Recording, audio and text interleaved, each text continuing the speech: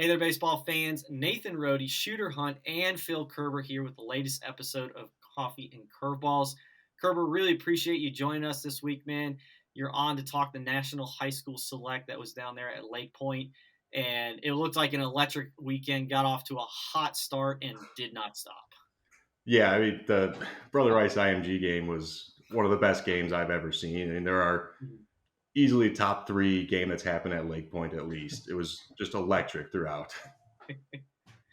Yeah, definitely. It was one of those things where I was looking at it this year. I always try to come down to that. Didn't quite make the trip this year, and of course, the FOMO kicked in as soon as you were tweeting all that. But Jack Lausch, huge weekend for him, man. Obviously, walking off IMG, that wasn't all he did. He was also our Player of the Year watch for this week.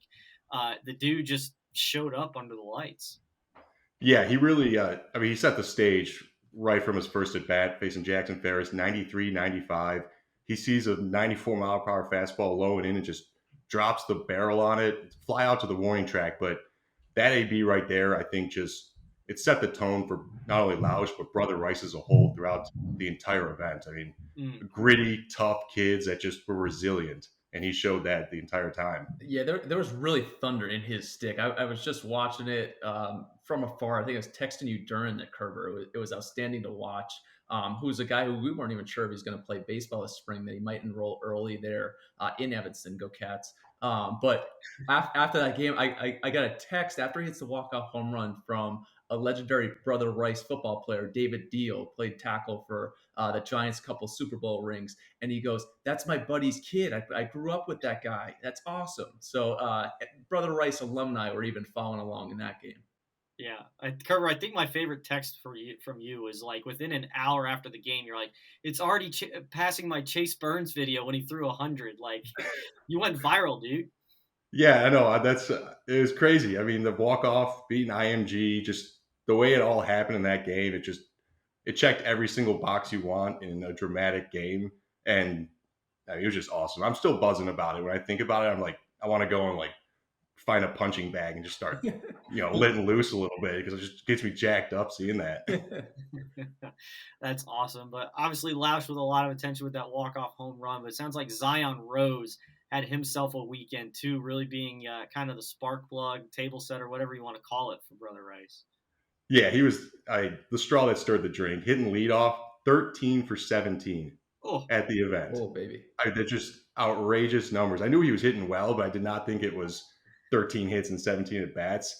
And he was the guy that, Lausch got it done in dramatic fashion and everything, but Lausch wouldn't have been in those positions if Rose hadn't been hitting, a single, a double, or putting him in scoring position the at bat before. So he was the guy that really just set the tone for them and set the table for Lausch to be the successful guy. Yeah, really applying that pressure from the top there. You go down. I'm sure Brother Rice hasn't played many games. It's been cold up in Chicago. Can they get outside? What can they do? And he hops out and goes 13 for 17. He might have to shut down the season. Just call it a great season and move on. yeah, I saw that little note. I'm starting to question our Player of the Year watch selection, so we'll give an honorary one to Zion Rose.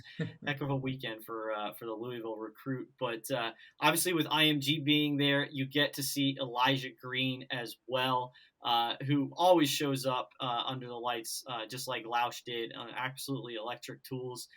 You've seen him before, but now it's in his senior year. How is another Elijah Green viewing for you? Nah, it's awesome. Awesome.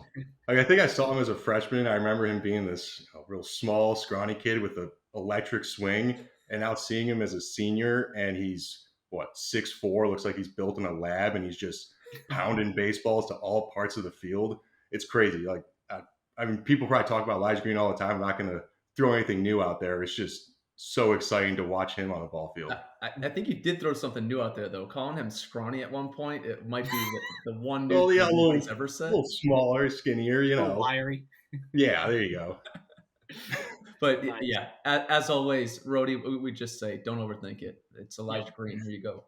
Yeah, I'm going to use that line on you in the 2023 class. So just so you know, but there was a Mississippi State recruit, Braden Booth, who stood out for you this weekend. What did Booth show for you?